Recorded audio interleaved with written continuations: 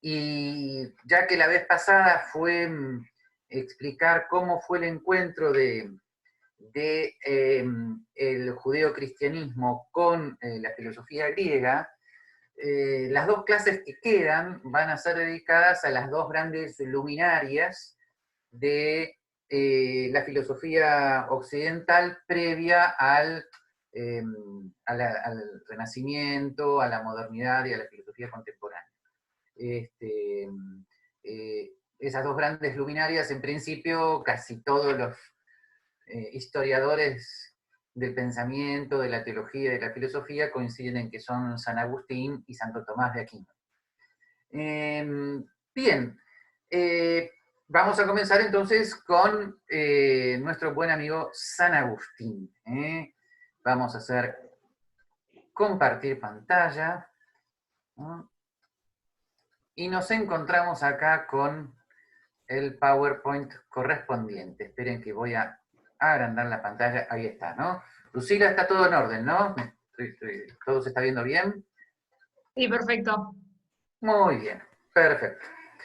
Bien, entonces prepárense para un viaje interplanetario impresionante porque vamos a sumergirnos en cosas muy profundas, ¿no? Y típicas de este momento de la historia del pensamiento, donde la filosofía y la teología no estaban aún separadas, no eran precisamente carreras distintas.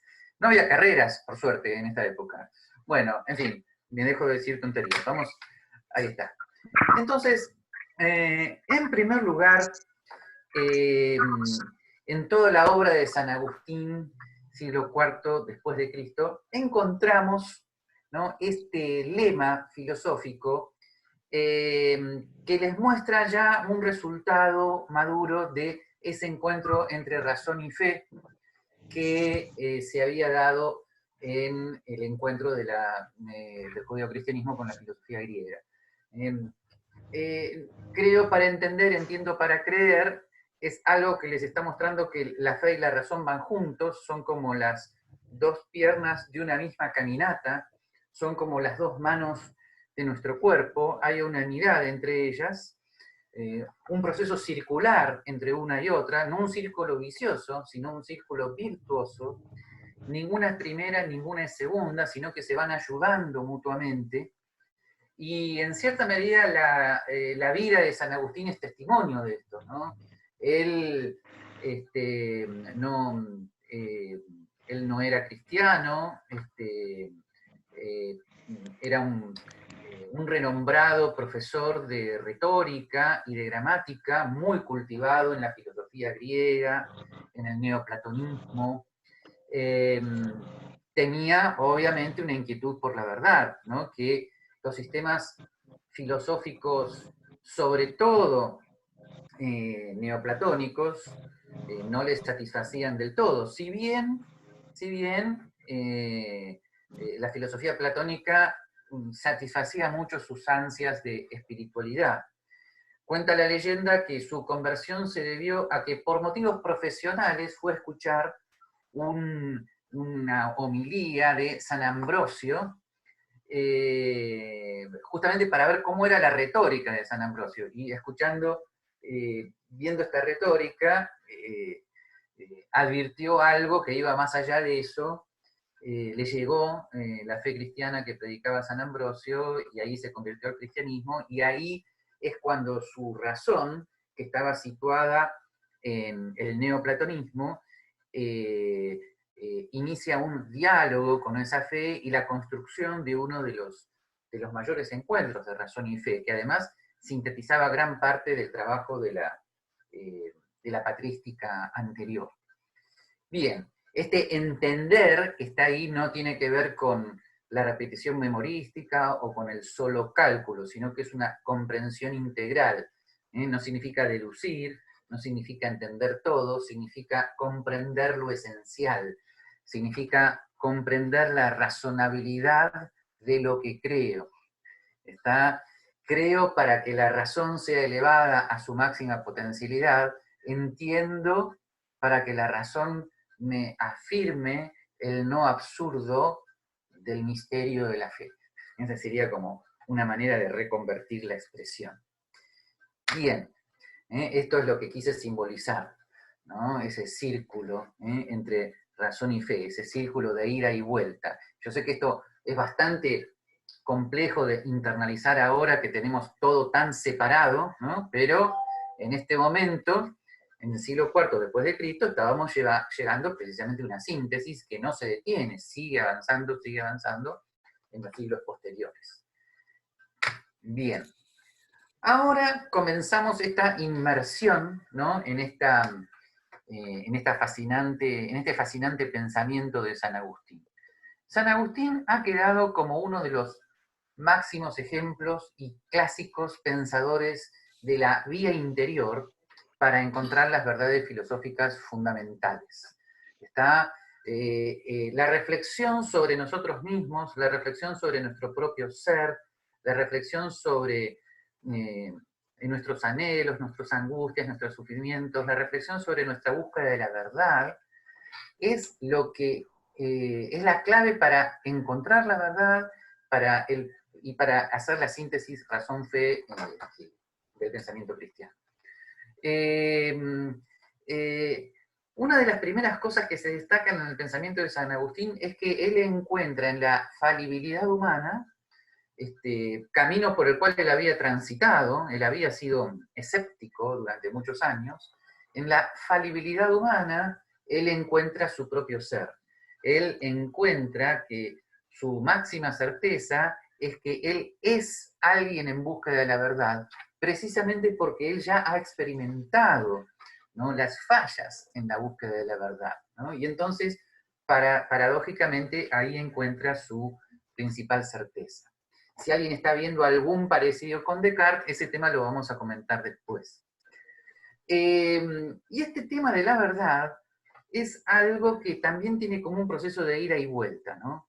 Acuérdense siempre, tengan en cuenta el pensamiento platónico, cómo estaba concentrado en lo que es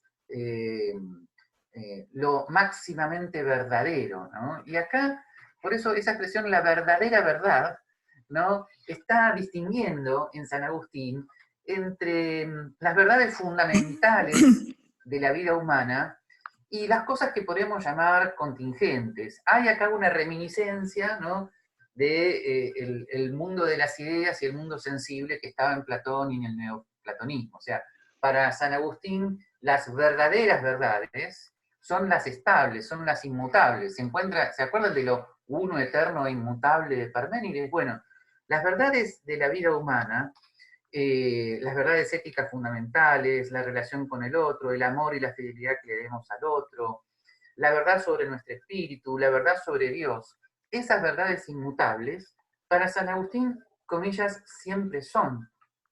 No son algo contingente. No es lo mismo que decir, bueno, en este momento estoy viendo una pared que es blanca, bueno, y vienen ahí las infinitas discusiones sobre si la pared es blanca o yo la veo blanca, y San Agustín dirá, ¿saben qué? Eso no importa, ¿qué importa de qué color es la pared? Lo importante es tu mundo interior, ¿no? Ahí es donde habita la verdad más profunda cuando nos detenemos en esta corrida permanente en la que estamos y reflexionamos sobre nosotros mismos. ¿Ah? Ahí encontramos justamente la relación de nosotros con Dios, porque esas verdades fundamentales, claro, no son verdades absolutamente absolutas, o sea, estamos como participando en la verdad. Por ejemplo, si nosotros decimos, debo amar al amigo, ¿no? Bien, es verdad, pero de alguna manera el amor del ser humano es un amor que está participando en lo que sería lo absoluto, ¿no? Entonces, acá hay que ir justamente a lo siguiente para poder entender esto. Usted me va a decir, uy, Gabriel, hoy nos estás dando con todo, calma, calma, no es tan complejo. Supongamos que yo dijera, ¿no?, que las cosas que están mojadas porque tienen agua.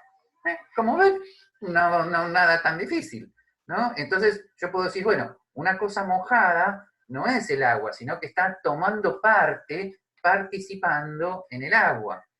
de esa manera yo podría decir que el agua esencialmente es causa de aquellas cosas que están mojadas.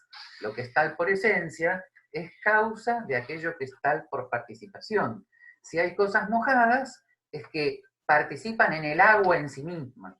Es un pensamiento muy platónico. Bien, entonces ahora volvamos. Creo que con el ejemplo del agua se entendió. Cualquier cosa, me tiran un vaso de agua por attachment en el chat. Pero esto es lo que nos permite entender que cuando San Agustín ve que las verdades humanas están tomando parte, son parciales, son limitadas, están tomando parte en la verdad absoluta.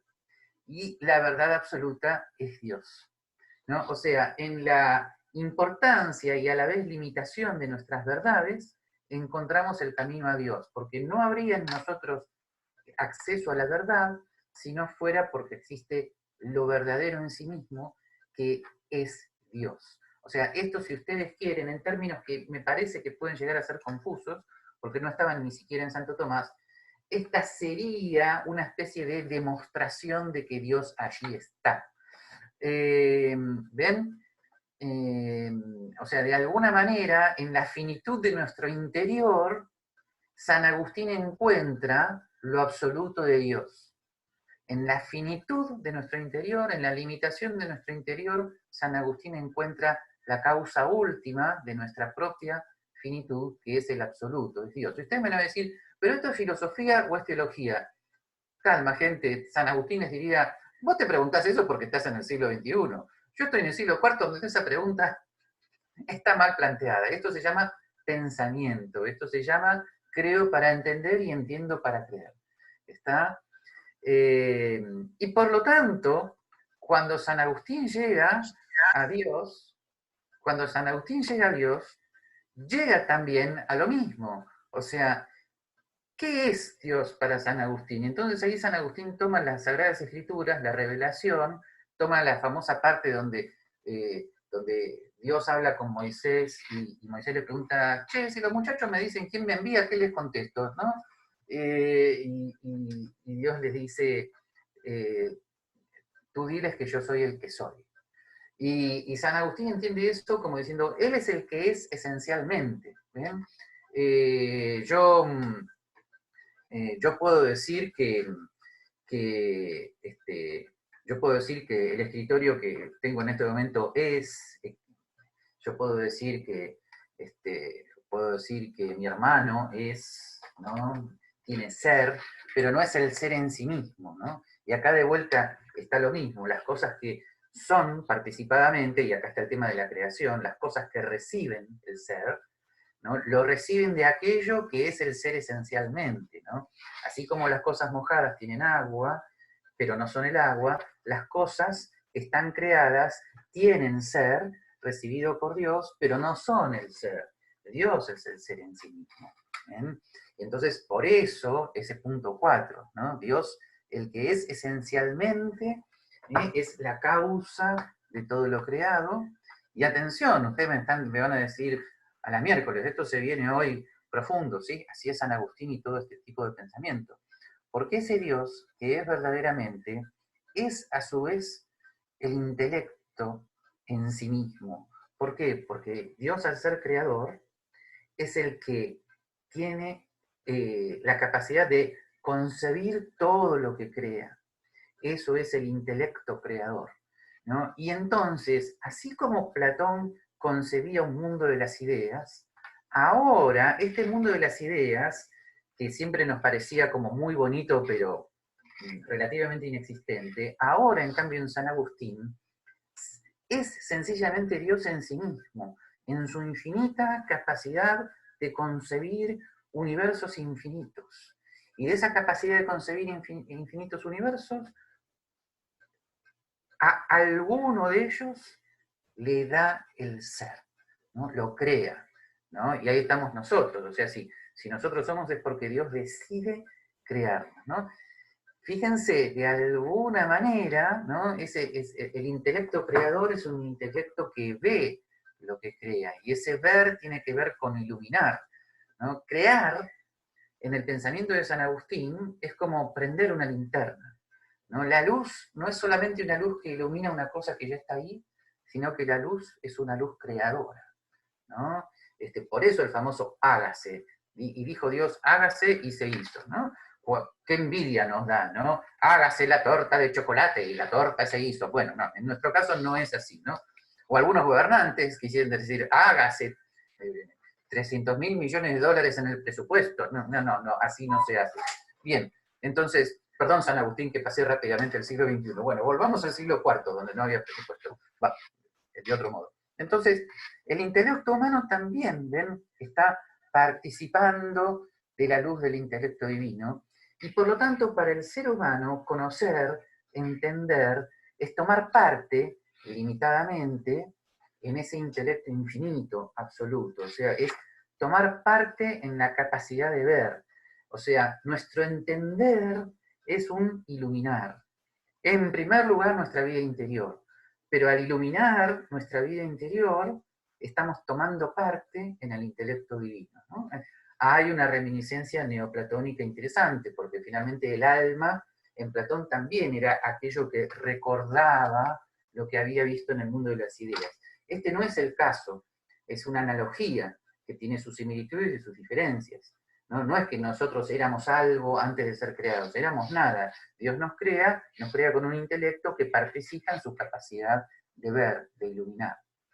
Y ese ser humano tan interior, atención con esto, no es una almita dando vueltas por ahí, es un alma que tiene un cuerpo. Cuando dice Tingelson que cuando San Agustín razona más como neoplatónico, dice esta fórmula, ¿no? Un alma que tiene un cuerpo. Cuando él, como pensador cristiano, se acuerda de la resurrección de los cuerpos, ¿no? Se da cuenta que ese cuerpo le pertenece a cada uno esencialmente. Por lo tanto, el cristianismo lo lleva a superar su neoplatonismo. El cristianismo lo lleva a darse cuenta de que el alma tiene un cuerpo que le es esencial. ¿Está? O sea que nosotros no es que tengamos un cuerpo y que nos podemos sacar y poner otro, sino que el cuerpo es esencial a nosotros mismos, a lo más interior de nuestro interior. Y eso es una conclusión, es una conclusión a la cual llega San Agustín, más como cristiano que como neoplatónico. Muy bien, supongo que habrán anotado muchas dudas, ¿ok? Así que seguimos y luego las respondemos. Bien, eso ya lo habíamos visto.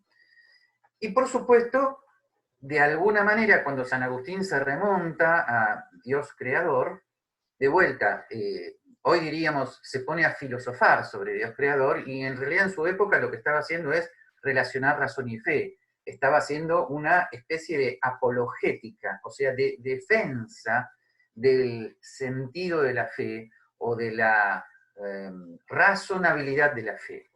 Entonces, para el cristianismo la creación es fundamental, y San Agustín claramente afirma algo que ya estaba afirmando casi toda la patrística, y luego lo afirma claramente Santo Tomás. Crear es dar el ser de la nada. No es simplemente encontrar una cosa que ya estaba ahí y transformarla, ¿no? Sino que es nada, paradójicamente, en la cual Dios crea, ¿no? Yo sé que ahora todos nos estemos imaginando la nada como un receptáculo vacío, tampoco es eso, etc. Dar el ser de la nada, ¿no? Que ustedes van a decir, ¿cuál es la razonabilidad de esto? La razonabilidad tiene que ver con lo que veíamos antes como participación, ¿no? O sea, ser creado es estar participando en el ser de Dios. O sea, es estar siendo causado por Dios. Y la causa, al no ser creada, es una causa absoluta. ¿Está? Todo lo creado por Dios es bueno, atención con esto. Y Dios dijo, y Dios ve que lo que hace es bueno.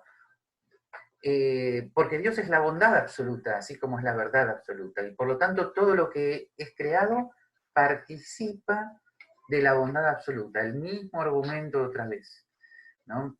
¿Y esto qué importancia tiene?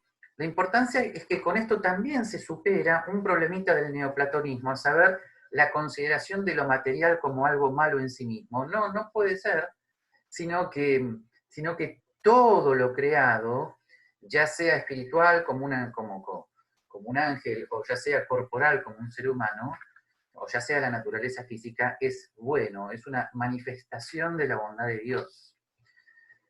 Y acá viene uno de los temas más importantes. ¿Cómo explica entonces San Agustín el mal? ¿No? O sea, si el mal está ahí dentro del conjunto de la creación, entonces Dios sería malo porque ha creado el mal. Y entonces acá es cuando San Agustín sistematiza una respuesta que luego se hace clásica hasta hoy. El mal no es algo que existe, que está ahí. Ustedes van a decir, ¿cómo que no? Tranquis. Sino que el mal es la carencia de algo que debería estar por naturaleza y no está. El ejemplo clásico de todos los manuales de la filosofía es la ceguera, que puede tener muchas analogías, ¿no? La ceguera es la falta de algo que debería estar, o falta algo en el nervio óptico, o falta algo en la retina, o falta algo en el lóbulo occipital. El asunto es que esa falta es lo que produce una privación de algo que, si la naturaleza estuviera funcionando bien, debería estar. Entonces el mal no es algo creado, sino es algo que no está, es la privación de ser, no es ser. Está ahora, obviamente, acá viene todo el misterio de la apologética de Dios. Dios en su infinita providencia tolera el mal, lo permite por razones que solo Él conoce, pero no es que lo quiera, ¿no?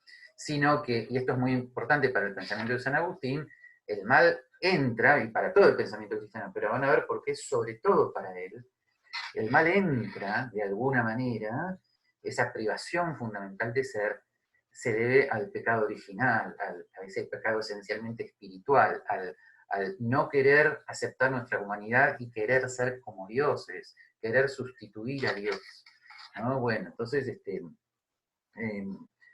eh, está, que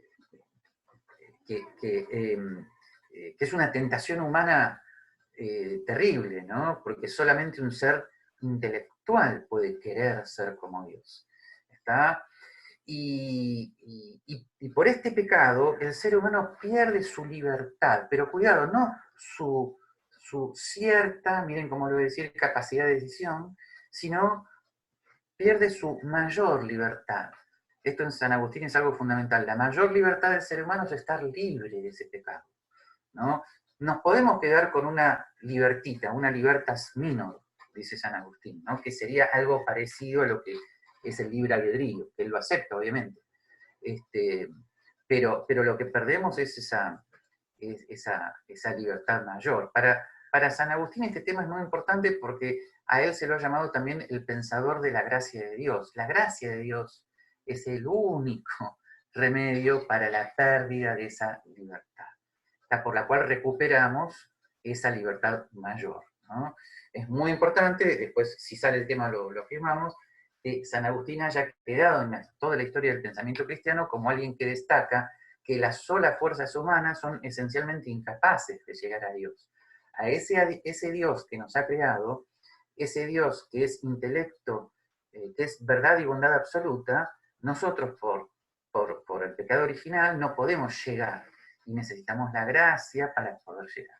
La gracia de Dios. Esto es algo muy importante, sobre todo busquen en internet el debate de San Agustín con Pelagio, con el pelagianismo. ¿Okay? Bien, por eso este punto, ¿no? Que solo la gracia puede salvar al ser humano del pecado.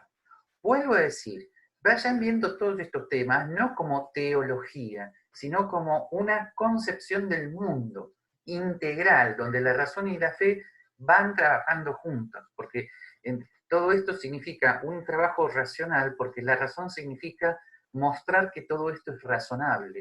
¿Está? Ese es el punto de la razón. Bien, bueno, hemos dicho ya muchas cosas, ¿okay? De todo este cuerpo de doctrina que se va acumulando en San Agustín. Y uno de los puntos más difíciles y que ha tenido interpretaciones diversas es la famosa teología de la historia que aparece en San Agustín y sus reflexiones sobre la ciudad de Dios y la ciudad del hombre, ¿no? En cierta medida, voy a seguir acá a la interpretación de Miguel Federico Sciacca por un lado y de Etienne Gilson por el otro.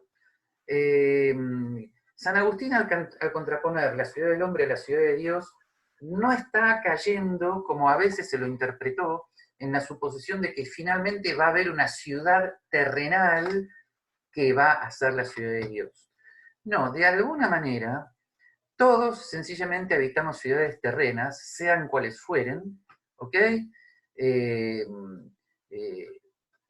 pero en esas ciudades terrenales, ¿no? Nosotros podemos tener ciudadanía desde el punto de vista, si se quiere, humano, jurídico, podemos estar ahí, no está mal que estemos ahí, pero somos sobre todo y primariamente ciudadanos, ¿no?, de la ciudad de Dios, en el sentido del ideal, de una especie de fin de la historia absoluto que se va a lograr en la segunda venida de Cristo. Entonces, es que el cristiano no tiene que olvidar que él es habitante de una ciudad que no es esta, y desde ese lugar ilumina y transforma de alguna manera la historia. Es muy audaz este pensamiento, es una teología de la historia que ha sido bastante compleja de interpretar. Yo he tratado de darles dos de las interpretaciones más ajustadas que he encontrado, ¿no? Bien, ok.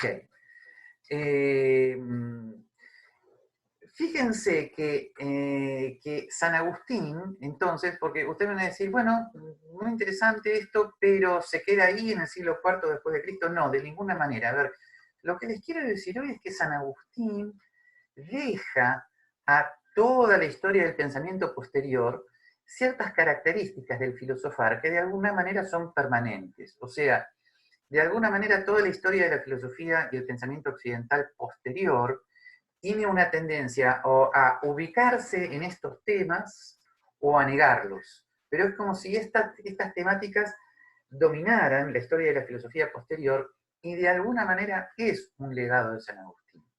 El primero es el tema de la vida interior.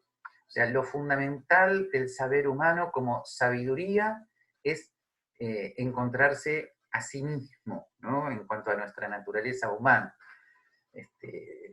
Resuena acá la famosa expresión en principio socrática, conócete a ti mismo, ¿no?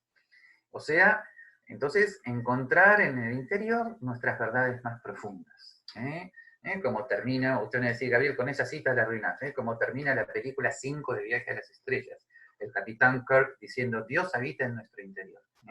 Pero bueno, digamos que San Agustín no necesitó que el capitán Kirk se lo dijera. Bien. Tenemos luego, no sé si alguno se va a estar riendo o queriéndome matar, no sé, eso lo vemos después. La verdad y la insuficiencia del libre albedrío. O sea, hay libre albedrío en el ser humano, pero es insuficiente, es incapaz de alcanzar por sí mismo a Dios. Necesita participar en el auxilio divino, en la gracia de Dios. Y de esa manera ser como reconvertido, ser curado, ¿no? Si no, el ser humano no encuentra su camino. Esto es un legado permanente de San Agustín. La relación entre participación y la causalidad divina.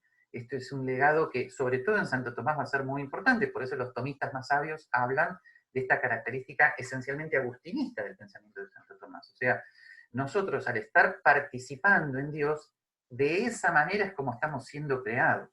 O sea, ser creados es estar siendo causados permanentemente por Dios, lo cual es participar de alguna manera en el ser de Dios. ¿Cómo ese Dios, sin embargo, habita en lo más profundo? No porque Dios pueda meterse precisamente en lo más profundo de nuestro pecado, al revés, sino porque en lo más profundo de nuestro yo habita el anhelo de Dios, al cual Dios puede en algún momento bajar y hacer su casa. ¿Está?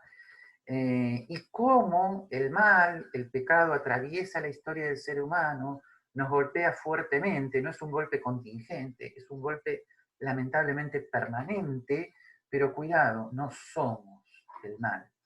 La gracia de Dios lo supera, lo vence. Esto es algo muy, muy importante. Estos son, miren cómo lo voy a decir, legados permanentes del pensamiento de San Agustín. Después de esto no quiero pinchar el globo a nadie, pero aquel que diga que es absolutamente original diciendo estas cosas, lo lamento, flaco, ¿ok? Sos agustinista, así que, ok, debe ser que estoy en una edad donde ya no quiero ser original como cuando todos somos jóvenes y tontos. Bueno, muy bien, entonces, sigamos. Fíjense luego, miren qué importante, cómo San Agustín influye en pensadores de todos los tiempos, yendo cronológicamente. Por eso les dije, no estoy hablando solamente del siglo IV después de Cristo. Primero, el famoso San Anselmo, ¿ven? Acá lo tienen. San Anselmo, un gran sacerdote y teólogo del siglo XI, ¿no?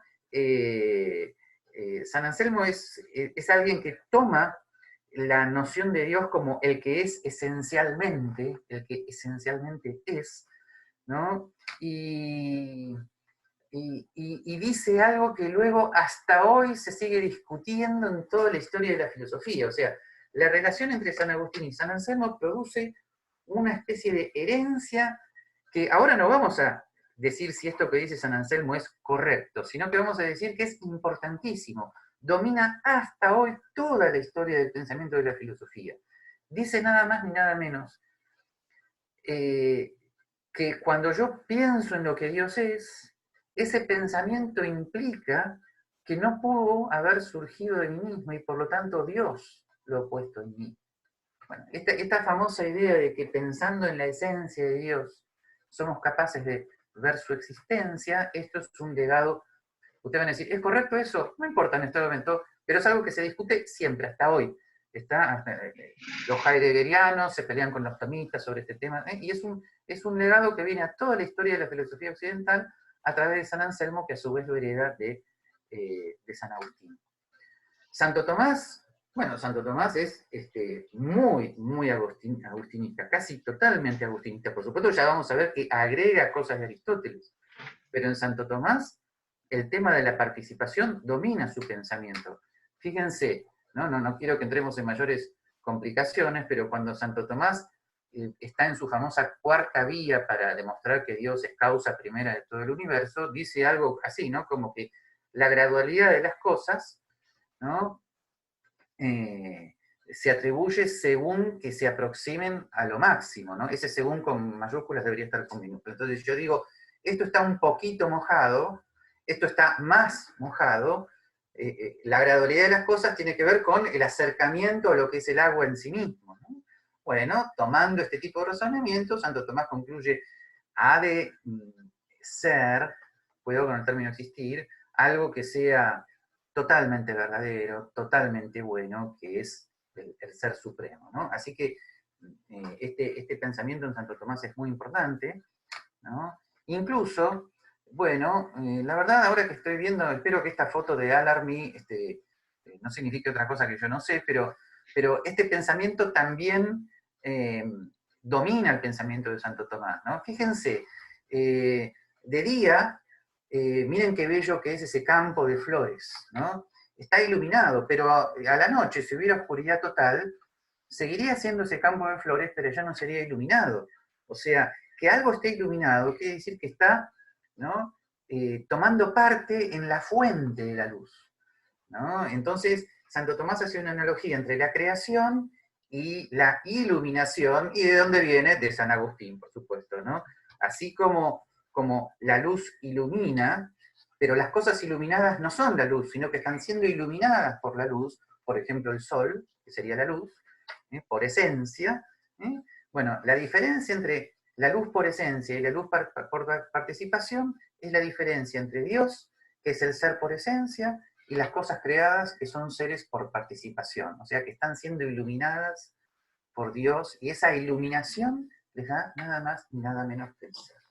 Todos estos razonamientos vienen de San Agustín, y Santo Tomás los lleva a un máximo desarrollo teológico. Después la famosa teología mística especulativa. Pensadores como Santa Teresa, San Juan de la Cruz, han resaltado permanentemente la importancia del yo, de la vida interior, ¿no? Fíjense, por ejemplo, de acá viene la idea de las moradas, cuando cuando Santa Teresa dice que nuestra alma tiene moradas, o sea, tiene una primera morada que es como si fuera el muro del castillo, ¿no? Y luego nos vamos acercando cada vez más a la habitación más profunda de nuestro castillo interior, que sería, ven, ese circulito en el medio, que es nuestro yo más íntimo, y en el cual habita Dios cuando le damos lugar en un misterio de relación entre gracia y libertad. Bueno, todo este pensamiento, totalmente típico de la teología mística especulativa, no se podría haber dado sin la influencia de San Agustín, y ya estamos hablando del siglo XVI. Luego volvamos, fíjense, en Descartes también, por supuesto, si bien esto está muy discutido, porque ¿es lo mismo San Agustín que Descartes? Bueno, no, por supuesto, no es lo mismo, pero tampoco es absolutamente diferente, como algunos dicen. Y es cierto que está bastante demostrado históricamente que Descartes no había leído San Agustín, pero por algún lado le llegó. Sobre todo porque en Descartes tenemos este esquema. El yo soy se remonta a que Dios es, y Dios es causa del mundo que existe. Bueno, hay una lectura agustinista de Descartes, ¿ven? Se lo puede interpretar de manera agustinista. No sería gratuito hacerlo, no sería hacer violencia al texto. No es lo mismo, el contexto histórico es diferente, el uso del lenguaje es diferente, pero hay una posible lectura agustinista de Descartes. Lutero, bueno, Lutero es muy importante porque esto que voy a decir ahora es un punto de unión entre protestantes y católicos. Lutero reacciona justamente contra la pretensión de que la naturaleza humana pueda ser causa de la salvación. Lutero era un monje agustino, pertenecía a la orden de los agustinos y estaba totalmente convencido de la importancia de la gracia y que había algunos católicos, él era católico, ¿no? Valga la aclaración, que se habían olvidado de la gracia de Dios. Entonces, la reacción de Lutero, si bien uno podría decir desproporcionada, acá Juan me va a retar, pero sin embargo tiene que ver con la lucha que San Agustín había tenido con el pelagianismo. Así que la influencia de San Agustín en Lutero es muy, muy importante. Después, la importancia de un pensador tan importante de la modernidad como Pascal, físico, matemático y sobre todo pensador, pero un pensador de la interioridad, ¿no? Fíjense, por ejemplo, esta expresión, esto es típicamente agustinista, está dicho por Pascal: el conocimiento de las cosas interiores siempre será consuelo del desconocimiento de lo exterior. ¿Ven? Yo puedo no saber la fórmula de la gravedad, pero si no sabes amar al prójimo, eso sí es grave. ¿Ven? Yo puedo no tener idea de que existe el planeta Cuchuflito, pero si no tengo idea de que Dios existe, cuidado. Las cosas exteriores son una cosa, las interiores, las más relacionadas con la existencia, son la fuente de la verdadera sabiduría. Esto es totalmente San Agustín. ¿Okay? Y está dicho por Pascal entre los siglos XVII y XVIII. Una figura señera como Rosmini, gran sacerdote, gran teólogo y filósofo del siglo XIX, en su teología tiene importantísimas reminiscencias e influencias de San Agustín, y la famosa Edith Stein, la discípula de Edmund Husserl, que en 1930 se convierte al cristianismo y se hace monja carmelita, ¿no? Y finalmente termina entrando en el Carmelo en el 32, en 1920 su conversión, discúlpenme, 1920 su conversión, 1920 a 21, y termina entrando en el Carmelo en 1932, si mal no recuerdo. Bueno, fíjense el título de uno de los libros más importantes de Edith Stein, sino el libro más importante, ¿no? Una de las filósofas cristianas más importantes del siglo XX, ¿no? Ser finito y ser eterno. Ensayo de una ascensión al sentido del ser. ¿Quién es el ser finito? El ser humano. el ser humano en su finitud encuentra el ser eterno que es Dios. Bueno, esto es un planteo totalmente agustinista, y lo dice Stein. ¿Está? Así que, y puede haber más pensadores, por supuesto en el siglo XX, uno de los pensadores fundamentales, como Miguel Federico Giaca, tiene una influencia totalmente agustinista, que sigue además a Rosmin. Así que bueno, como ustedes pueden ver, la influencia de San Agustín es permanente, es eterna. ¿Está? Esperen un poquito. Me van a decir, Gabriel, te volviste loco con el PowerPoint. No, quería llegar acá, ¿no? Fíjense a su vez la importancia de San Agustín para los planteos del mundo actual. En el problema, por ejemplo, mente-cerebro, bueno, el diálogo entre lo material y lo humano se da justamente cuando nos damos cuenta que hay una dimensión que podríamos llamar espiritual en lo humano, que es irreductible a lo solamente sináptico, ¿no?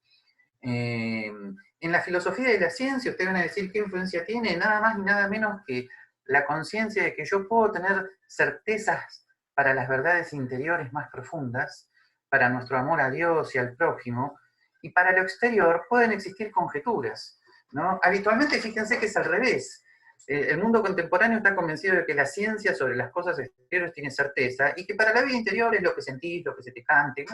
En San Agustín es al revés, ¿no? Sobre la vida interior, certeza; sobre lo exterior, conjetura; no certeza, búsqueda, corrección, ¿no? O sea, de alguna manera, aunque les resulte increíble, se puede relacionar así a San Agustín con un pensador como Karl Popper. La ética, fundamental, porque ¿dónde está la ley moral? En mí. Kant, que no creo que fuera agustinista, decía: el cielo estrellado sobre mí, la ley moral en mí. Bueno, ¿tiene esto una interpretación agustinista? Sí. El cielo estrellado es la cuestión de la ciencia que busca lo que está externo a nosotros. En cambio, en nosotros mismos encontramos la esencia de la ley moral, ¿no? Nuestra propia naturaleza. Quiere decir que si juntamos esto con Pascal, podemos decir que a veces el mundo contemporáneo se parece a un astrónomo que está desesperadamente buscando el sentido de la vida en su telescopio y en las estrellas, cuando en realidad tendría que dar vueltas desde el telescopio, mirarse a sí mismo con un microscopio y encontrar allí la esencia de las verdades más profundas, y luego sí, volver el telescopio a las estrellas tranquilo. Porque, ¿por qué? Porque son cosas entretenidas, fascinantes, pero contingentes a sus verdades más profundas. Y el famoso existencialismo cristiano, que se ha dado en varios autores, como Gabriel Marcel, Karl Jaspers, Bertrand Belte, etcétera, etcétera, también Viktor Frankl, siempre gira en torno a lo mismo, en nuestra contingencia, en nuestro poder no ser, en nuestra limitación, en nuestra mortalidad, de nuestra existencia humana, encontramos allí la razón para lo eterno. Está allí, en esa mortalidad, descubrimos lo eterno, ¿no? Ese es el famoso tema del existencialismo cristiano, que en el siglo XX es algo muy, muy importante. Bien, muy bien. Bueno, podemos dejar de compartir pantalla, supongo que estarán abrumados a esta altura del partido. Perdonen la síntesis que tuve que hacer, pero les quería presentar, ¿no?, la profundidad del pensamiento de San Agustín, la influencia en los autores posteriores, o sea, cómo es un pensamiento que genera gran parte, ¿no?, de lo que ha sido las idas y venidas de la filosofía occidental. Bueno, bien, me parece que ahora sí estamos en condiciones, ¿no?, de iniciar un fascinante diálogo por nuestra vida interior. ¿Ok? Bien. Gabriel, antes Sí. que nada, preguntan en el chat si podés citar nuevamente a los existencialistas cristianos. Sí. Esperen un poquito. Eh, Gabriel Marcel, Bertrand Belte, Karl Jaspers. Yo particularmente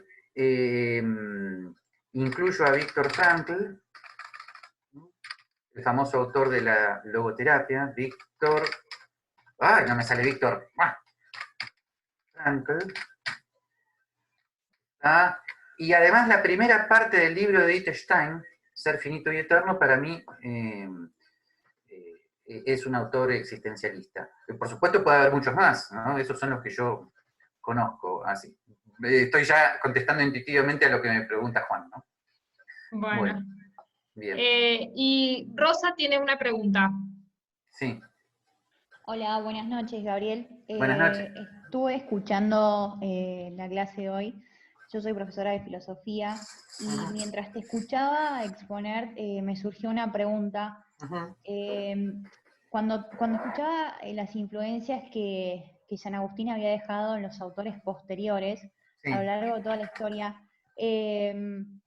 yo no entiendo por qué afirmás que todos estos autores tienen influencia agustinista.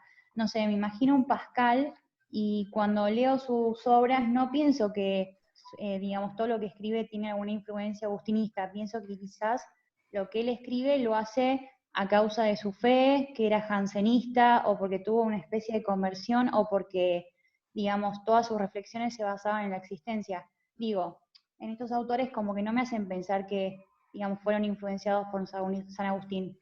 Quizás no entendí, digamos, la referencia que hacías en cuanto a la influencia que tuvieron estos autores. Sí, cuando hice la selección de estos autores, yo no pensaba tanto en una tarea historiográfica. No digo que estos autores los citen explícitamente San Agustín, sino que el tema de la vida interior es como una especie de semilla que San Agustín deja plantada en todo el pensamiento posterior. Y esa semilla es muy trabajada por estos autores. Esto de alguna manera, esta contraposición que yo estoy haciendo entre lo interior y lo exterior, explica también al positivismo o al cientificismo como reacción frente a lo que ellos consideran una metafísica desproporcionada o una filosofía de lo indemostrable, ¿no? Así que yo más bien hablaría de influencia en cuanto a reminiscencia, en cuanto a una semilla que se deja plantada. Esa semilla tiene mayores o menores desarrollos, pero en la medida que estos autores tocan el tema de Dios como esencia, o tocan el tema de la vida interior como el eje central de la filosofía y de la metafísica, veo una influencia agustinista, en esa medida. No sé si esto responde algo a tu sana inquietud. Sí, responde, pero también pienso que quizás también tienen la influencia de Platón, porque Platón también habla de una reminiscencia y de un, digamos, como que no me queda en claro la influencia directa a San Agustín, como que no pienso solamente en San Agustín cuando leo estos autores. Bueno, yo me atrevería a decir que, pero esto es muy opinable, se puede seguir debatiendo mucho. Yo me atrevería a decir que San Agustín lleva a el pensamiento de Platón y de Plotino ya siglo II después de Cristo, a su máxima potencialidad. De alguna manera lo corrige de todo lo que para el pensamiento cristiano sería relativamente increíble y lleva a su máxima potencialidad ideas muy fecundas del pensamiento platónico como la participación, el mundo de las ideas, el alma inmortal. Entonces yo me atrevería a decir que en el horizonte del pensamiento occidental, yo te diría esta conjetura, cuando cualquier occidental, ya sea cristiano o agnóstico, porque el agnóstico occidental se identifica por negar el Dios del cristianismo, atención con esto, no negar, sino por decir que no puede saber nada acerca del Dios del cristianismo. Entonces, cuando un occidental piensa en esos temas, no está yendo directamente a una lectura de Platón sin el pensamiento de San Agustín, sino que está recibiendo la influencia de cómo el cristiano San Agustín ha terminado de presentar esos temas. Es lo que yo me atrevería a decir, pero sé que esto es muy opinable y presentaría muchos debates. Bueno, muchas gracias. O sea, termino diciéndotelo de manera más directa. Sí. Aunque en el horizonte del occidental, aunque él no se dé cuenta, desde el punto de vista hermenéutico, interpretativo, cuando él va a los famosos diálogos de Platón y los lee, inevitablemente pasa por un horizonte cristiano de interpretación, aunque sea agnóstico, porque el agnóstico está pensando en el Dios creador, no en lo que por Dios se entendía en el siglo IV. Entonces, eso es lo que estoy tratando de decir. Bien, gracias. Gabriel, Alejandro Ponte pregunta si tenés algún libro de San Agustín para recomendar iniciar la lectura de San Agustín. ¿Por dónde empezaría? Y bueno, voy a ser muy poco original. El libro donde prácticamente casi todo lo que he dicho aparece, lo que pasa es que no aparece de manera sistemática, hay que tener paciencia e irlo encontrando, ¿no? Pero aparece, todo esto es en Confesiones, ¿no? Yo recomendaría empezar por ahí, de las famosas Confesiones de San Agustín. Comenzar, en cambio, por el tratado acerca de la Santísima Trinidad, puede llegar a ser heroico, ¿no? No me estoy refiriendo a la Trinidad, sino a la profundidad de las expresiones de San Agustín, porque tengan en cuenta además que cuando ustedes lean algo de San Agustín, tengan en cuenta que están leyendo un español que ha surgido de la pobre lucha de la mente del traductor, tratando de traducir el latín de San Agustín, que era un latín ciceroniano, muy alambricado, que comenzaba en espiral, muy diferente al modo de hablar de Santo Tomás. Hola Santi, ¿no? Entonces, no es un autor que se preste a una lectura rápida. En cambio, en Confesiones aparece un estilo más directo, más biográfico. ¿Ah? Sí. Bueno. Jorge Velarde tiene una pregunta. Sí. Hola Gabriel, hola, gracias. Un ¿Qué saludo. tal, Jorge? Un comentario y una pregunta. Un agustinista que te olvidaste es Ratzinger. Sí. Pero no, te digo por... Sabes sí, tenés toda la razón. Yo soy fan de él. Sí. Tenés toda la razón. La verdad, lo debería haber incluido. Sí, es verdad. Bueno. No, era como comentario, pero Sí. y mi pregunta va un poco por lo que estabas respondiendo ya en la otra, y tiene que ver con esta inquietud que a mí me queda de que ya te había hecho en la anterior sesión. San Agustín, en gran medida, ¿qué piensas tú, no? O sea, un poco ya lo dijiste, ¿no? Pero es un compendio del pensamiento antiguo, pero proyecta de una manera peculiar. Sí. Y en cierto sentido eso le da, o sea, le estira temporalmente la validez de... Por eso es un clásico. Ahí está. Sí, exactamente. El pensamiento de San Agustín tiene efectos dominó, tiene consecuencias no intentadas por el autor. Y además no olvidemos, como vamos a ver la clase que viene, que uno de los principales agustinistas, aunque lamentablemente no se lo presenta así, es nada más ni nada menos que Santo Tomás de Aquino. Santo Tomás de Aquino es como si fuera una síntesis entre San Agustín y Aristóteles. ¿Ah? Pero verlo como un mero comentarista de Aristóteles a Santo Tomás de Aquino es descabezarlo. Pero lamentablemente, hasta conozco algunos tomistas que dicen que cuando Santo Tomás citaba a San Agustín, lo citaba nada más que para quedar bien. Bueno, eso es un fanatismo que se podrán imaginar que yo no comparto, ¿no? ¿Ok? Bueno. Gracias. Hay una pregunta de Juan Callejas. Sí. Gracias. ¿Qué tal, Juan? Bien. Solo con una pregunta. Entiendo, digamos, todo el argumento de la parte del viaje a la vida interior y todo, pero cuando hablabas de todo eso, a mí, más que, digamos, conectar a San Agustín con otros filósofos, para mí la única manera de conectarlo es directo con la Biblia. O sea, no pasaría yo por otros filtros, digamos, sino lo conectaría a él directo con la Escritura, sobre todo porque él abre justamente sus confesiones no diciendo que él encontró reposo cuando se encontró a sí mismo, sino que la única manera en que encuentra reposo es cuando está con Dios. Y ahí creo yo que trasciende, digamos, solo del mero viaje al interior del ser, sino se sale del ser, porque es en Dios quien encuentra él su reposo después de haber probado estilo Salomón, todas las filosofías, todas las formas de placer posibles, y entonces no fue en esa búsqueda tanto de sí mismo, sino en su encuentro directamente con Dios, y que él pues lo refleja de su lectura de la Escritura. No sé, tal vez lo hago muy teológico en ese sentido, No, pues, no, pero no. siento yo que quedarse como que solo en el viaje al interior se queda corto. Es que estamos de acuerdo.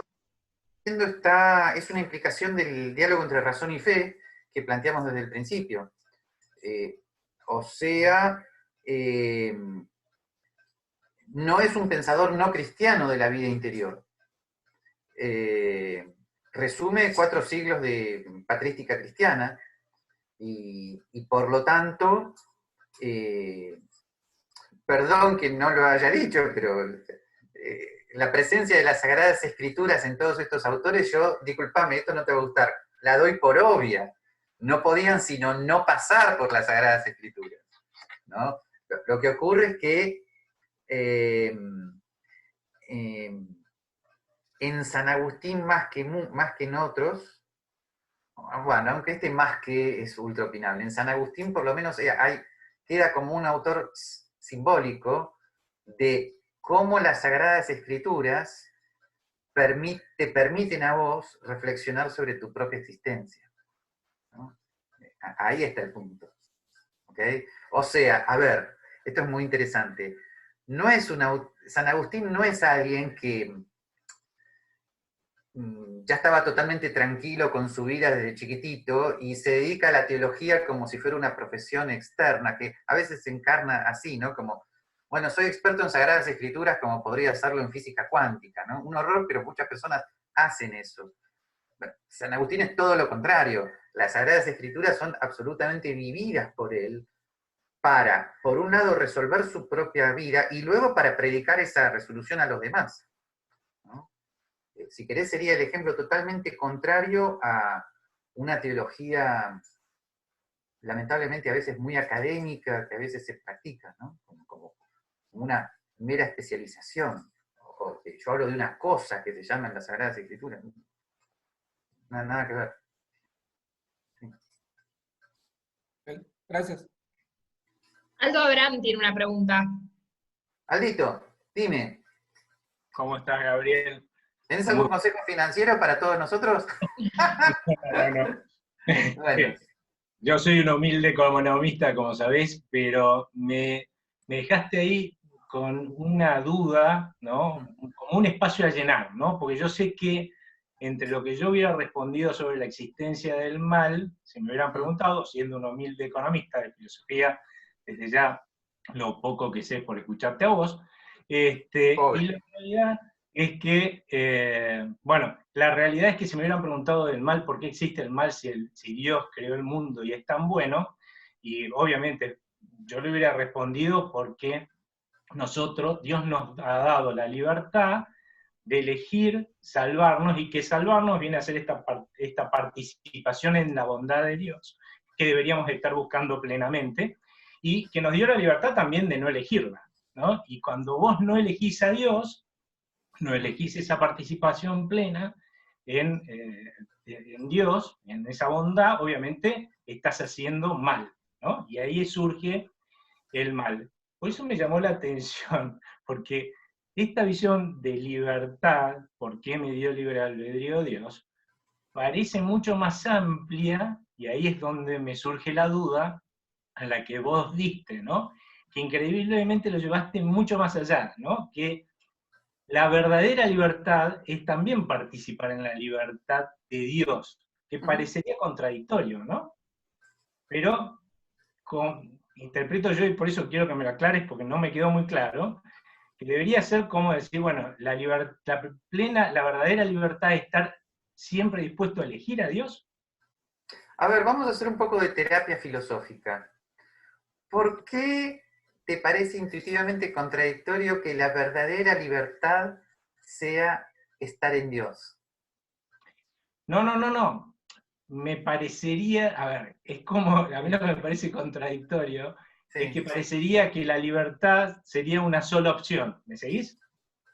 Ah, Esta ahora es sí. la parte que me parece Bueno, contradictoria sí, y sí, que la sí, podría sí. llegar a entender Sí, como sí, sí. que la verdadera libertad es siempre estar eligiendo a Dios porque uno quiere, Sí, sí, y sí. que sería un círculo, pero bueno, vos sabrás explicarlo mejor. No, ahí está.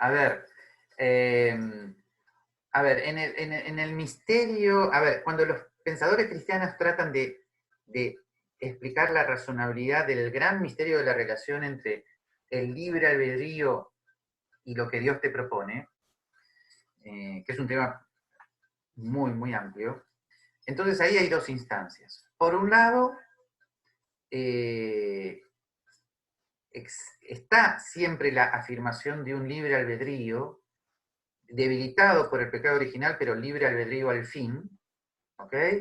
En cuanto a lo que vos decís, como una capacidad de opción, que lamentablemente se da en Adán y Eva cuando optan, ¿está?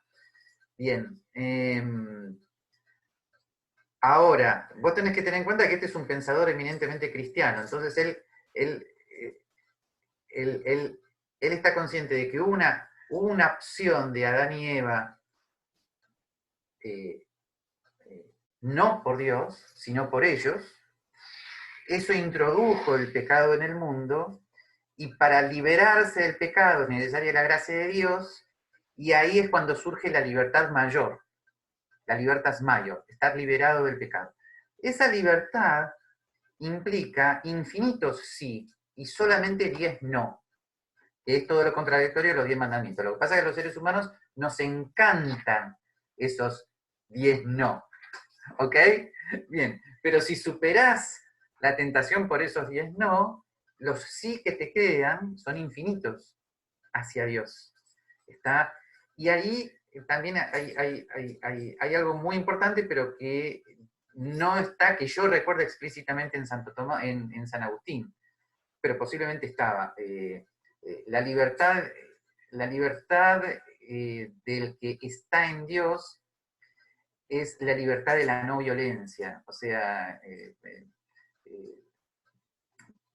para Santo Tomás,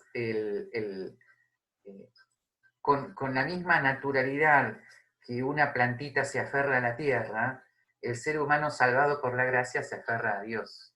Pero, por supuesto, sin comparar al ser humano con la plantita en el sentido de negarle libertad, sino decir, comillas, acá estoy bien, este es mi lugar.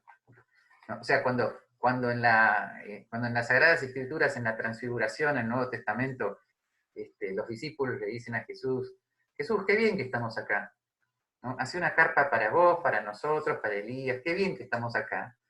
Claro que estaban libres de estar ahí, pero estaban lo más felices. ¿Por qué se ven ahí? ¿Me explico? Hay algo, eso sería como una plena libertad, ¿está? Así que, y finalmente termino con esto, me estoy extendiendo un poquito. La relación del libre albedrío con el desorden no radica en que el libre albedrío en sí mismo sea un desorden. No, el libre albedrío es perfección, es algo bueno. Lo que ocurre es que si por el libre albedrío elegís algo que contradice tu relación con Dios, entonces queda desordenada tu relación con Dios, y ese desorden es la privación de orden, y esa privación de orden es el mal.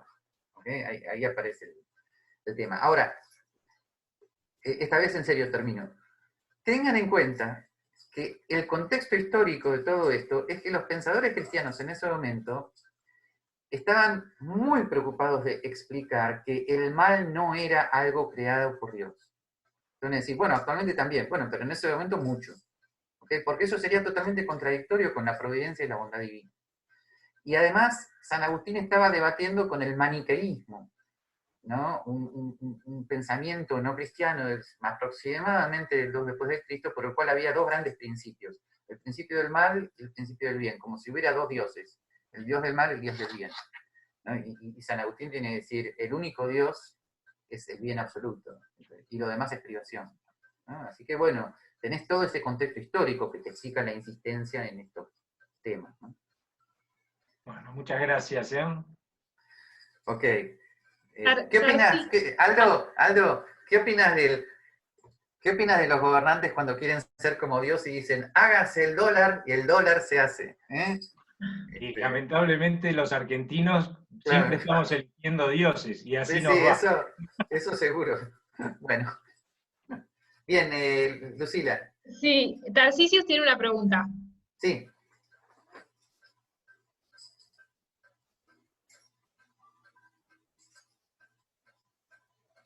No sé si está. Tarcisius, te escuchamos.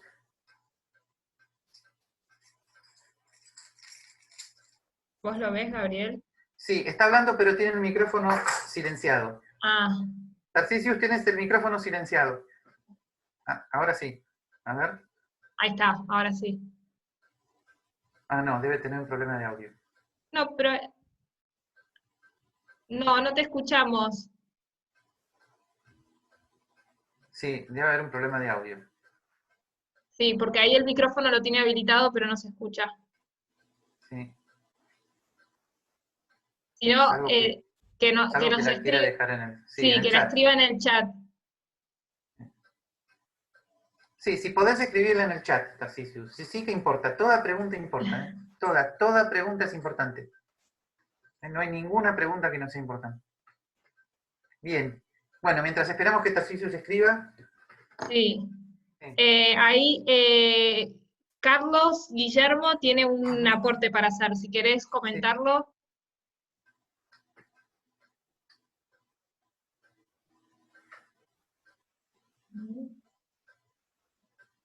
Ah, Carlos está hablando de la relación entre Husserl, Edith Stein, San Agustín. Sí. Pero no sé si quiere hacer algún comentario en voz alta. Bueno, si no, yo te hago una pregunta o una duda que no sé exactamente cómo formularla como pregunta. Uh-huh. Pero la concepción de creación como participación en el ser nos permite entender la creación como una creación permanente, digamos, como la continuidad de la relación entre el creador y la criatura. Sí, totalmente, sí. Ese es el argumento que sirve para refutar las posturas que afirman que Dios crea en un momento como un acto único y que después se desprende de la criatura. ¿Y por Sí, qué? exactamente. Pero ¿y por qué inclinarse más por un argumento que por el otro? Ah, porque la razón última está en que la noción de creación te ubica en la noción de ser creado. Y a pesar del participio pasado, el ser creado no es algo que fue creado, sino que el ser creado la noción de criatura es justamente algo que no se sostiene a sí mismo en el ser. O sea, por eso necesitamos el acto permanente de la creación. O sea, la noción cristiana de creación implica que Dios nos tiene como así, agarrados de la mano, ¿no? Si Él suelta, caemos en la nada, ¿no? O sea, la noción de creación no es, no es alguien que inicia la cadena de los seres y luego la suelta, porque justamente la clase pasada vimos que el pensamiento cristiano, al encontrarse con la noción de causalidad de Aristóteles, al mismo tiempo la supera. En Aristóteles sí, Dios es una especie de arquitecto que es el que prende el fueguito del motor, ¿no? Como el primer motor quiere decir eso, como el que está encendiendo el motor.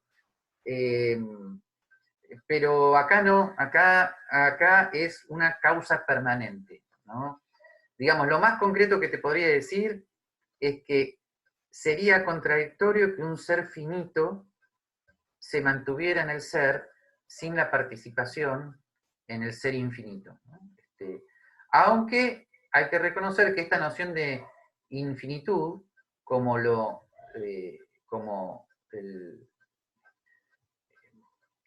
como lo que no es limitado, finito, en mi opinión, el que la termina de sistematizar filosóficamente es Santo Tomás.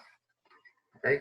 Pero ¿por qué sería contradictorio pensar en el autosostenimiento del ser, digamos, del ser finito? O sea, eso es lo que no me termina porque lo finito, si querés utilizar una expresión esencialista, se define esencialmente como lo que puede no ser. O sea, lo finito es justamente algo que tiene su acto de estar siendo recibido. O sea, por definición, lo finito no puede darse a sí mismo el ser. ¿Está? Entonces, por lo tanto, necesita estar siendo creado de manera permanente. ¿Está? Este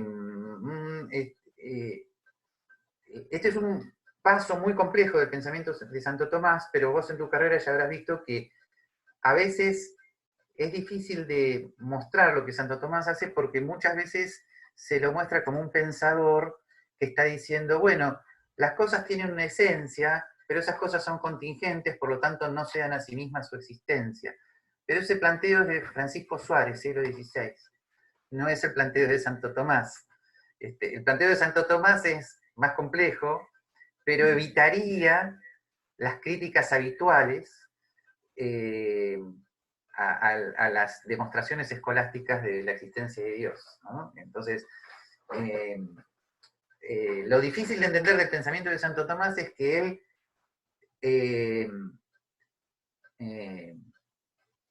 está pensando en la relación criatura-creador al mismo tiempo.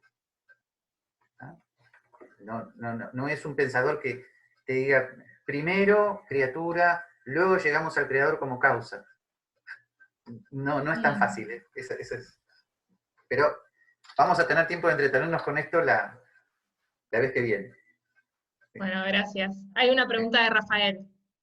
Sí.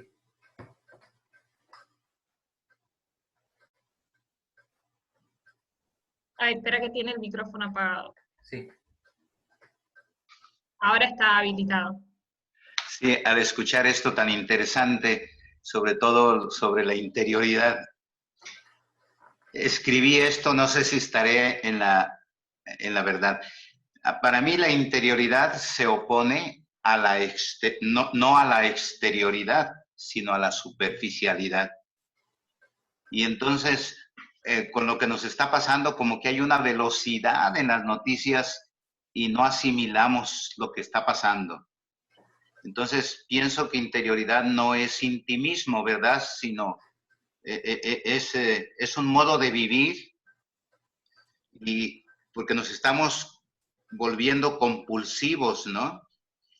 Y por eso la interioridad nos permite conocer la realidad con minúscula y la realidad con mayúscula.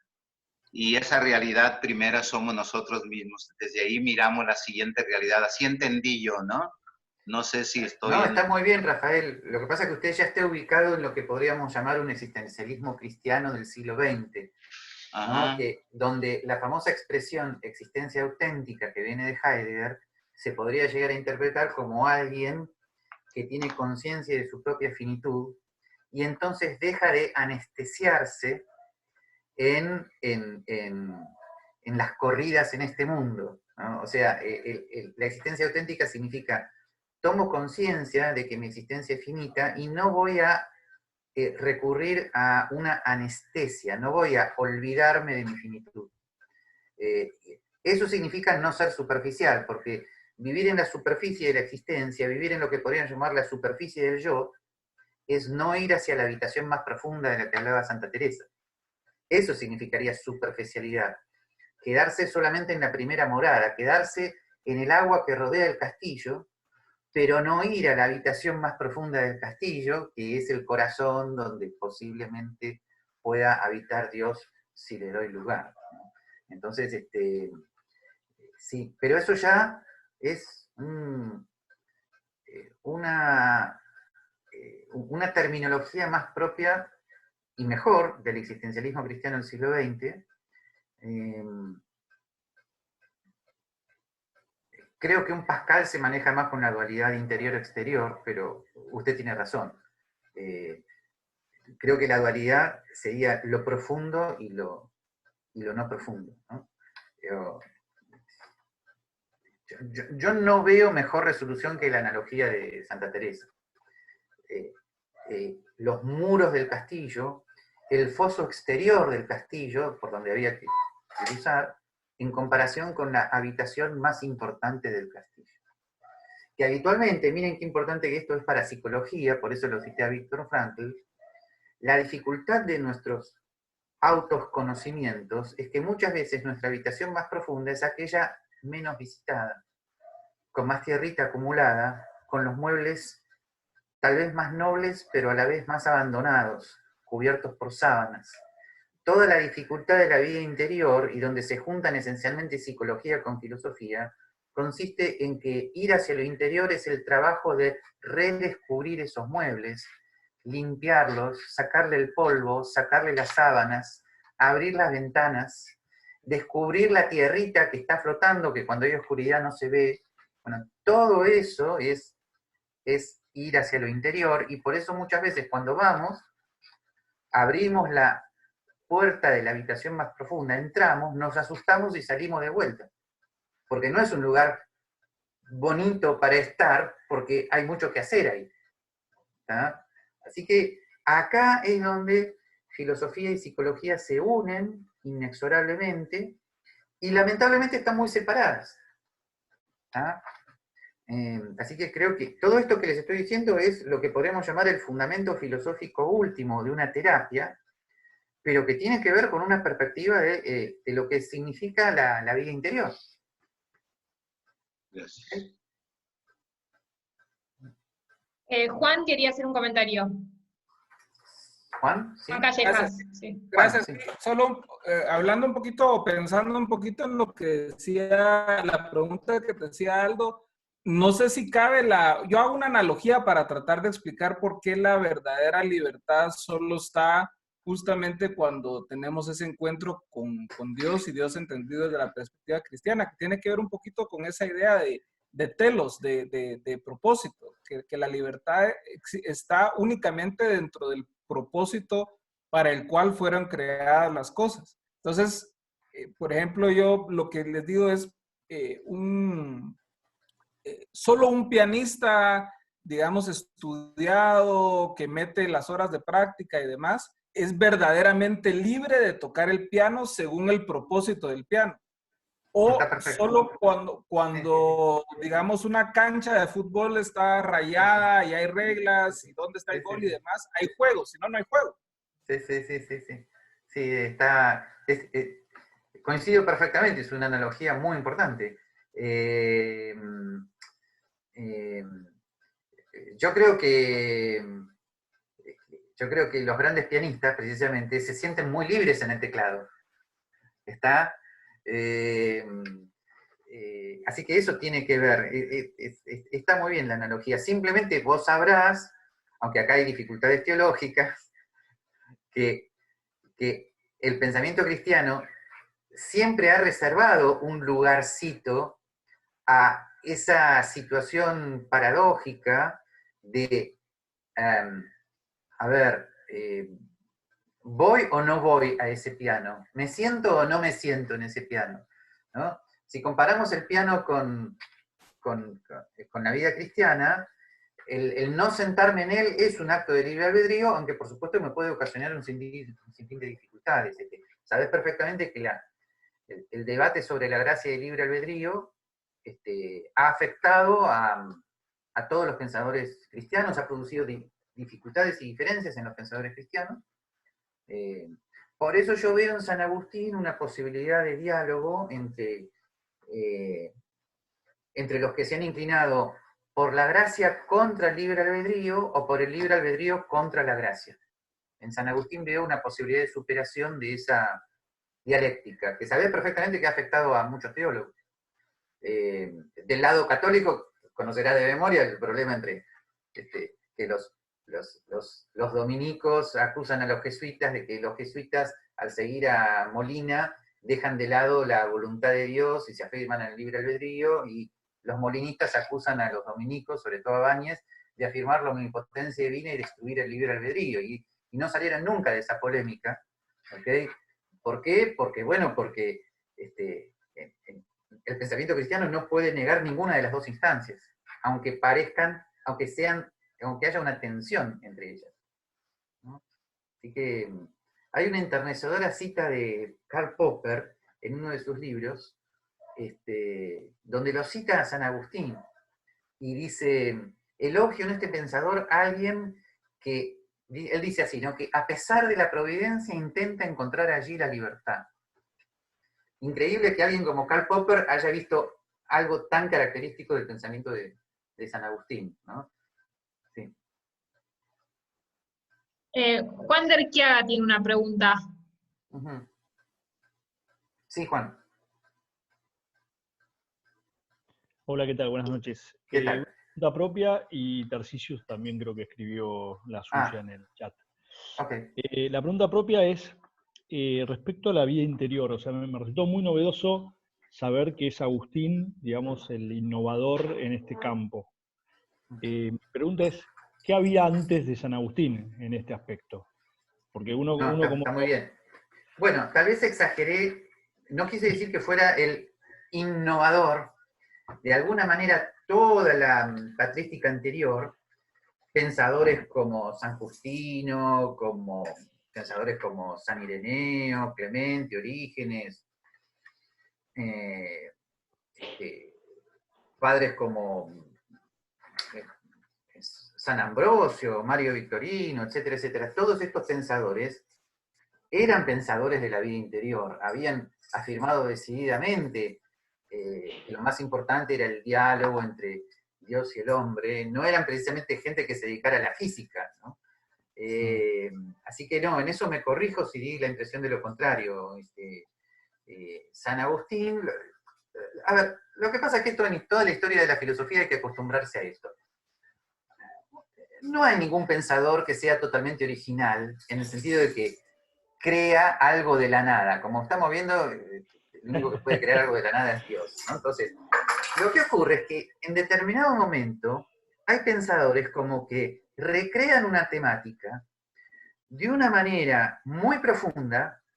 Por un lado, dan muchas respuestas a su época, pero a la vez dejan un efecto dominó. Y ese es un clásico. Entonces, el modo en el cual San Agustín presenta la interioridad no es que sea totalmente original con respecto a lo interior, pero lo hace de una manera tal que sistematizó y dejó planteado hacia adelante el tema de la vida interior, ¿no? Entonces,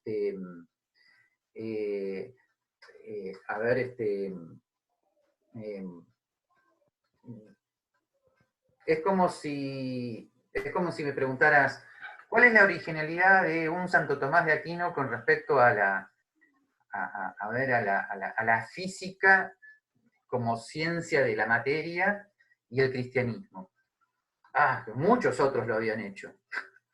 Pero el modo en el que Santo Tomás lo hace, con esa sistematización tan ajustada, ¿no?, entre la interpretación que hace de la física de Aristóteles y el cristianismo, bueno, pues, le da un papel. Entonces, en fin, habría muchos otros ejemplos, pero eso es lo que quise decir. ¿Ah? Bien. Tarcisius dice, gracias. si partimos del principio de que todo lo creado es bueno, ¿se podría decir que también es completo? Si lo es, muchos argumentarían que habría carencia o algo, no podría haber carencia. Bueno, a ver, sí, creo que pesco la cuestión. Todo lo que participa de la bondad absoluta, sí, es limitado en cuanto a que no es Dios. Ahora, todo lo creado por Dios tiene una determinada esencia, y a esa esencia no le falta nada para ser esa esencia, aunque tenga fallas, sin embargo su esencia es la que es. Y algunos seres desarrollen esa esencia y la llevan a su máxima plenitud. Eso sucede en la botánica, en la zoología, cuando algunos animales crecen hasta su máxima plenitud, o algunos árboles se despliegan hasta su máxima plenitud. Pero son limitados también porque no son Dios en el pensamiento cristiano. Ahora, hay a su vez árboles que por un mal físico, por una falla de funcionamiento interno, no se despliegan, lo mismo que en otros seres vivientes, pero aún aquel que despliega totalmente sus potencialidades, hay limitación sencillamente porque no son el ser en sí mismo. Entonces, lo que ocurre es que en el caso del ser humano, bueno, la cosa es muy interesante. Un arbolito o un tigre pueden llegar a ser totalmente el tigre o el arbolito que están destinados a ser. El ser humano sin Dios no es completo. ¿Ah? Ahí está el punto. ¿Por qué? Porque su inteligencia y su voluntad solo alcanzan su plenitud en Dios, ¿no? Ahí viene un tema fundamental que luego, por supuesto, va a ser retomado de manera muy detallada por Santo Tomás de Aquino. ¿Sí? Gabriela, hay una pregunta que nos hacen de Facebook que es, ¿cuál es el peligro del verbo existir? Algo que en un momento dijiste así medio al pasar. Lo vamos a ver la vez que viene. Lo que ocurre es que en el mundo contemporáneo estamos muy condicionados por un sentido del término existir que es muy fáctico. Por ejemplo, supónganse que alguno de ustedes dice, uy, hay un tigre en mi habitación, ¿no? Parece que ahora en cuarentena, parece que hay muchos animales que están dando vueltas, espero que no les pase a ninguno, ¿no? Bueno, pero ¿eso qué significa? Eso significa que hay una cosa individual llamada tigre que pertenece a la clase, a lo que en lógica de clases llamo la clase de los tigres. ¿Está? Entonces, decir hay un tigre en mi habitación es como decir, existe un X tal que es tigre. Bueno, eso no es la existencia de Dios. Dios no es un individuo en la clase de los dioses, ¿ok? Porque eso sería introducir un politeísmo en el cristianismo. Por lo tanto, hay que cambiar el sentido de existir. Eso lo vamos a ver la vez que viene. ¿Ah? Y me parece que Ceci tiene una pregunta. Sí. Sí, sí. Micrófono. Sí, ahí está. Gabriel, a ver, no sé si esta pregunta viene a la clase de hoy, pero bueno, por las dudas la hago. Dale. ¿Qué nos diría San Agustín, tal vez de la mano de Benedicto, como lo trajo Jorge hoy, a los hombres, a los seres humanos que estamos viviendo en todo el planeta un momento tan particular como el que trae este tiempo de esta pandemia? ¿Qué nos podrías decir vos desde el pensamiento, desde algún principio o algún legado particular de San Agustín, de nuevo, canalizándolo desde tal vez la filosofía política o tal vez la espiritualidad, o eso sin sentido que no puede ser sin la existencia de Dios? No sé, algo que se te ocurra que nos quieras dejar.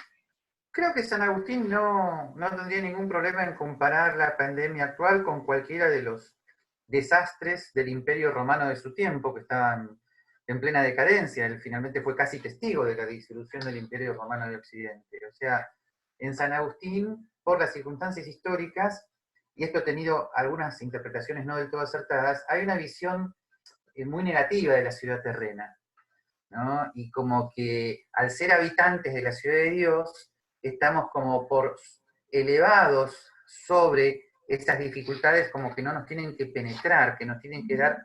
La ciudad de Dios es un tema que nos tiene que dar otro tipo de esperanza. Yo no soy un ejemplo, precisamente. Bueno, entonces, yo me atrevería a armar una película donde San Agustín diría, miren, otro problema de la ciudad de hombre, ¿no? Otro problema de la ciudad terrena. Y él diría, quédense tranquilos, la historia no se consuma allí. Esa sería una respuesta agustinista. ¿Ok? Pero sería muy fácil de malinterpretar esto como la promesa de una ciudad terrena. No, no es la promesa de una ciudad terrena. Es otra cosa. ¿Y qué otra cosa? La presencia de una ciudadanía celestial en el corazón del hombre, ¿ah? Transformando lo más que se pueda su ciudad terrena.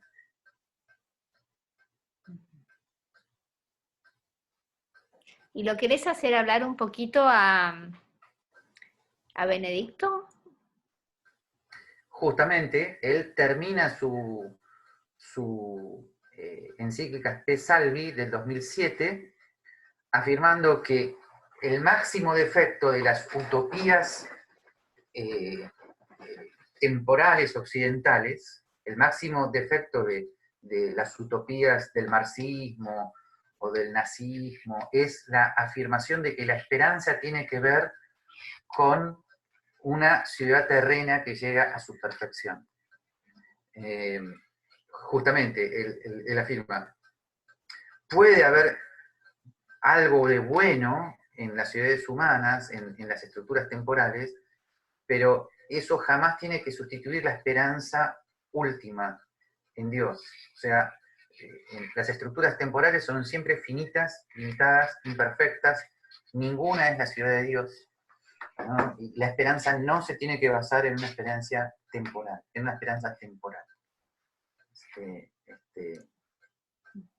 Por eso el título de la encíclica tiene que ver con la esperanza que salva, ¿no? Javier Orlov tiene algo para agregar. No, quería, a ver.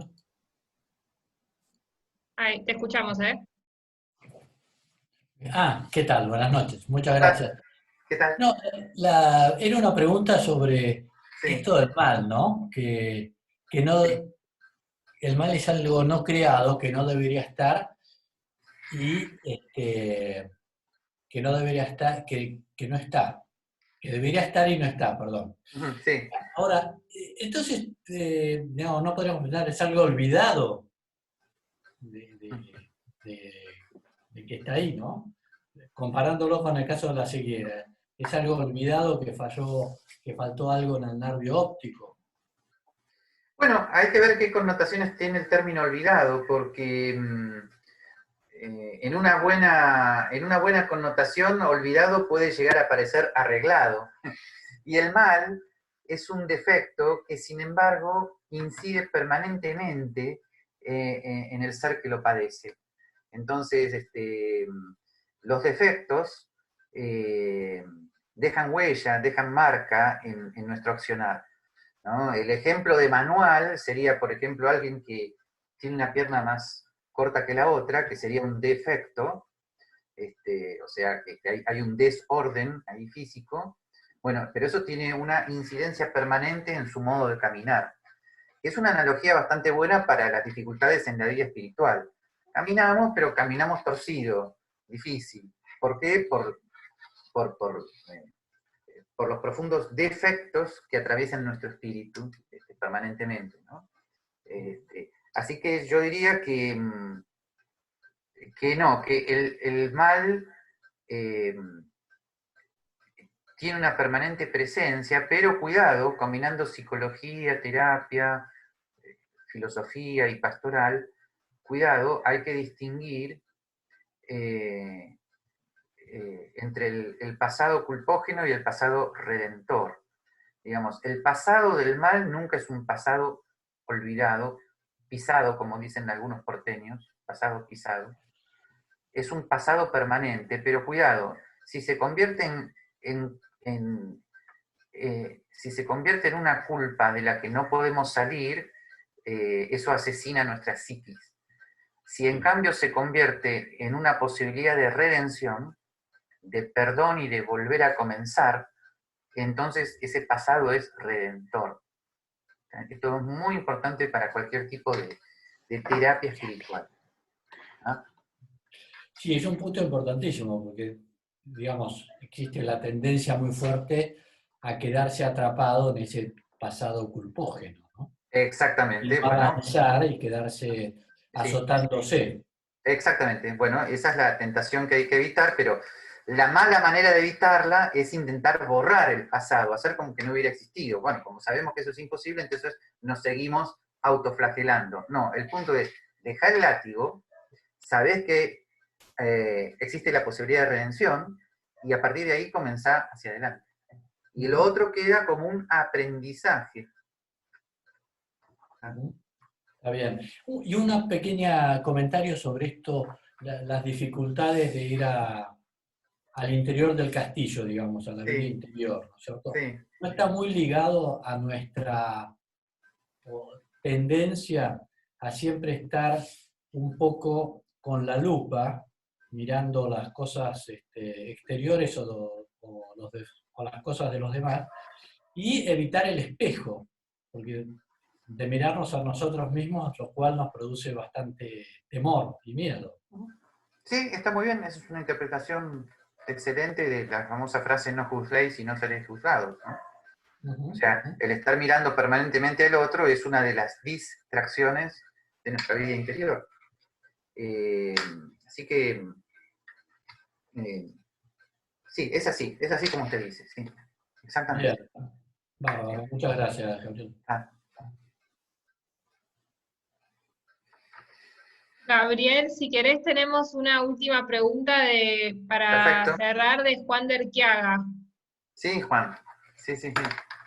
A partir de esta cita final de Spesalvi, de Benedicto, Sí. con estas utopías materialistas del siglo XX, ¿qué pasa Sí. con otros planteos que no son materialistas, pero que son religiosos, como puede ser la teología de la liberación o demás, que buscan la construcción de una ciudad terrena mejorada, no sé cómo plantearlo? Bueno, precisamente sí, la crítica que siempre tuvo Ratzinger como teólogo y luego como pontífice contra los autores de la teología de la liberación es que ellos, lamentablemente de manera coherente, fundieron en una sola ciudad las dos ciudades, ¿no? Entonces, el socialismo era al mismo tiempo en ellos el camino a la liberación sobrenatural. O sea, de alguna manera mezclaron, fundieron en una sola misma cosa, lo natural con lo sobrenatural. De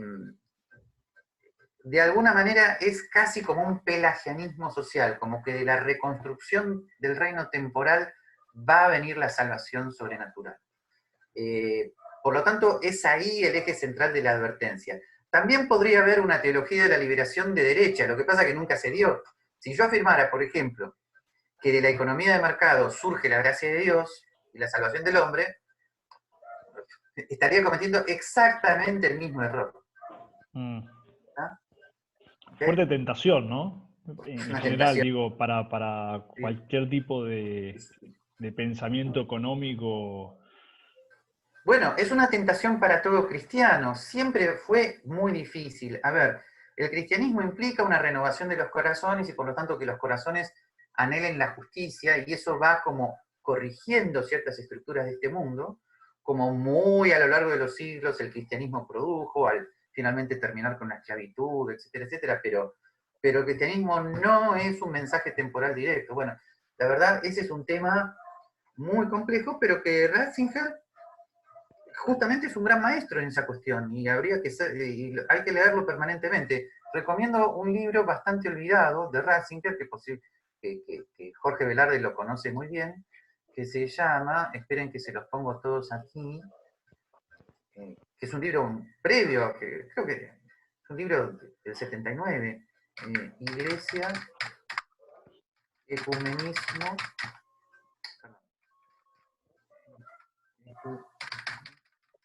y Política. De Ratzinger del año 79. Fíjense si lo pueden conseguir. Para todos estos temas es fundamental. Y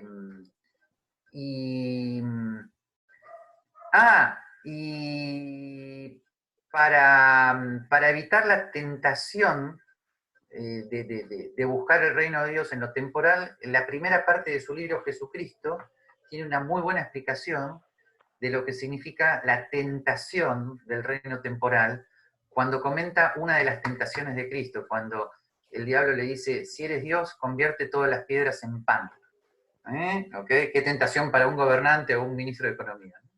Bueno, y que la gran enseñanza de Jesucristo, dice Ratzinger, es haber dicho no, ratificando su misión. ¿No me van a negar para cualquiera de nosotros? Me convertí las piedras en pan. Ah, viste, no soy veranero, ¿eh? Pero ahí está el punto. Bueno, Gabriel, y ahora sí, lo último para cerrar, Rafael había dejado una pregunta en el chat que es ¿cómo hacer para que la culpa no nos haga daño? Desde el punto de vista psicoterapéutico, convirtiéndola en pasado redentor en un sentido natural, o sea, aprendizaje, conversión de conducta, conducta reparadora, conciencia de los propios límites, recomenzar. Y eso tiene que ser totalmente paralelo, lo que pasa que habitualmente y lamentablemente psicólogos y religiosos trabajan separados, eso tiene que ser totalmente paralelo con el tema de la gracia de Dios, la confesión, la reconversión. No queda otro modo. No hay otro modo. Sí. Bueno, gracias Gabriel. Ceci tiene algo para decir. Bueno, vamos cerrando y súper agradecidos, contentos con la presencia de todos ustedes. La verdad que es una satisfacción enorme el ver que podamos seguir reuniéndonos alrededor de esta iniciativa que vamos a seguir extendiendo en el tiempo con muchas novedades, estén atentos. El martes que viene tenemos una reunión con el padre Gustavo Irrazábal, con Gustavo Asperú y yo, y vamos a charlar un poquito sobre cómo estamos viviendo el tiempo presente a la luz de la fe, o sea, de la experiencia espiritual que estamos transitando en este tiempo tan particular que vive la humanidad, y de las libertades individuales también. Vamos a poner un sacerdote y a un filósofo a conversar sobre esto, y seguramente surjan tantas inquietudes. Probablemente lo que escuchemos en esta conversación resuene mucho dentro de lo que nos está pasando interiormente en orden espiritual, psicológico, cívico, es decir, como ciudadanos de distintas perspectivas.